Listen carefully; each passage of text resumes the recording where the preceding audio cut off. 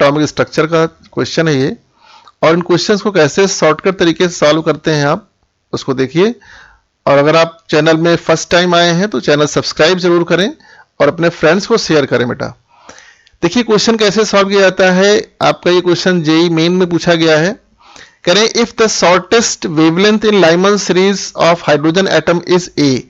Hydrogen atom के लिए बेटा लैम्डा की वैल्यू दे रखी है ए, वो भी लाइमन सीरीज का, right, shortest wavelength. Then longest wavelength in Paschen series of helium He positive is. Hydrogen like species है तो आपके पास एक चीज मालूम होना चाहिए, जब n की वैल्यू 1 होती है तो उसको हम लोग लाइमन सीरीज बोलते हैं, n इज इक्वल टू 2 होता है तो बामर सीरीज बोलते हैं, n इज इक्वल टू 3 होता है तो बेटा इसको हम लोग पास्चन सीरीज बोलते हैं, राइट। लाइमन, बामर, पास्चन, ब्रैकेट, फुंड, ये डिफरेंट हाइड्रोजन स्पेक्ट्रम आपने पढ़ रखा है। तो शॉर्टेस्ट वेवलेंथ का मतलब क्या होता है आपको समझने की जरूरत है बेटा। आप कहते हैं वेवलेंथ शॉर्ट है मतलब एनर्जी क्या होगी, Hc/λ, ये फार्मूला पढ़ा है आपने। एनर्जी और वेवलेंथ में बेटा इनवर्स रिलेशन है, इसका मतलब वेवलेंथ शॉर्ट है तो एनर्जी मैक्सिमम होगी। तो यहां पर आपको लाइमन सीरीज के लिए देखना है, आपके पास हाइड्रोजन स्पेक्ट्रम का एक फार्मूला है 1/λ इज इक्वल टू RH यानी रिडबर्ग कांस्टेंट इनटू Z², और फार्मूला होता है 1/n1² माइनस 1/n2², राइट।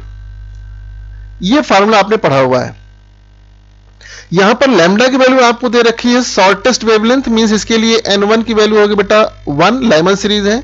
तो n2 क्या होगी, एनर्जी मैक्सिमम कब होगी, जब इनफाइनाइट पर होगा, यानी n2 की वैल्यू हो जाएगी इनफाइनाइट।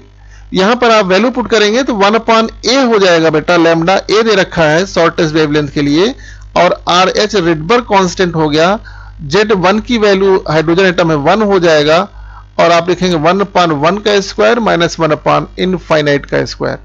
जब इसको बेटा आप सॉल्व करोगे तो यहां से आपको RH की वैल्यू आ जाएगी, और ये RH हो जाएगा 1/a। अब जरा समझिएगा, ये आपने RH निकाल लिया हाइड्रोजन एटम के शॉर्टेस्ट वेवलेंथ के लिए, राइट। अब आपको क्या करना है, आपको निकालना है हीलियम He पॉजिटिव के लिए लॉन्गेस्ट वेवलेंथ। बेटा लॉन्गेस्ट का मतलब क्या हुआ, फिर वही रिलेशन है, लॉन्गेस्ट वेवलेंथ है एनर्जी मिनिमम होगी, यानी बेटा ये पास्चन सीरीज के लिए बात कर रहा है तो n इज इक्वल टू 3 हो जाएगा।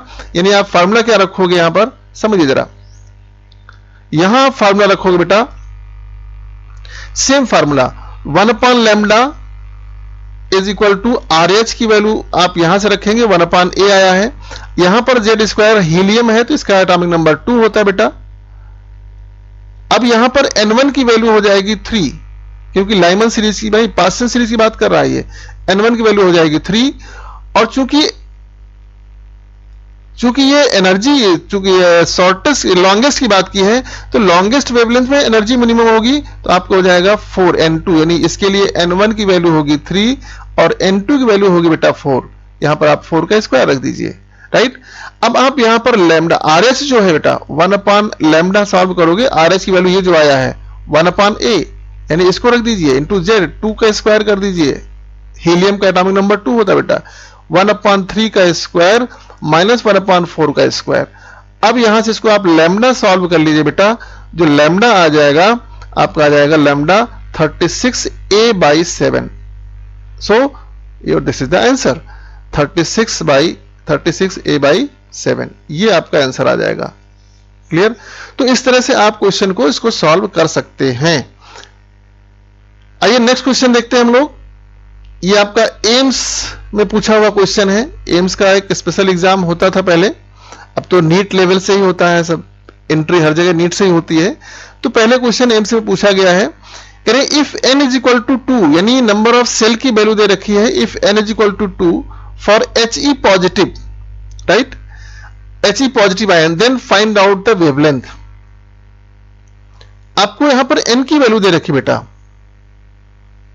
एक फार्मूला होता है जिसमें आप फार्मूला यूज करते हैं, पेरीफेरी का फार्मूला होता है क्या, 2 pi r is equal to n lambda.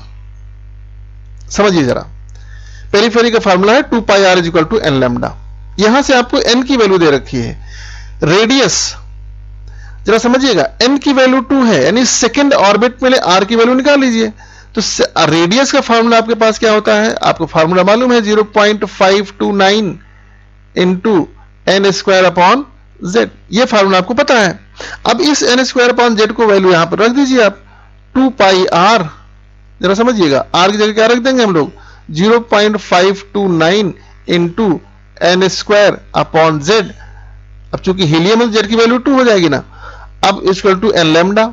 अब जरा समझिएगा, तो एक एन से तो एक एन काट दीजिए।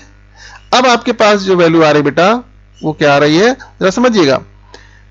पाई की वैल्यू आपको पता है 3.14 होता है, आप या 22/7 रखोगे तो, लेकिन सॉल्व करोगे तो आएगा 3.14 इंटू 0.529, राइट।